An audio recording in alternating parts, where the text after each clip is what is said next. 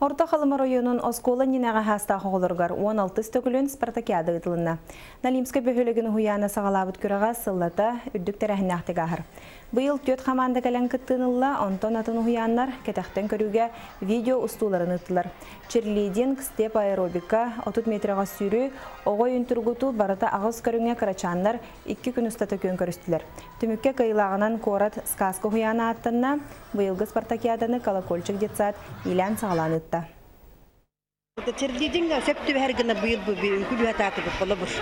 Речевкалак булукта басты кочер черлидинг, он табистен движение, он кылгас сразу ясно понятно команда тренера булукта.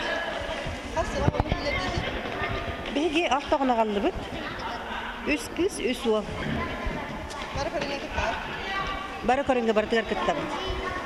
Олар тук балдарынан белемне, бирген тестирование наган бүттүлөр. Кенчара тестирование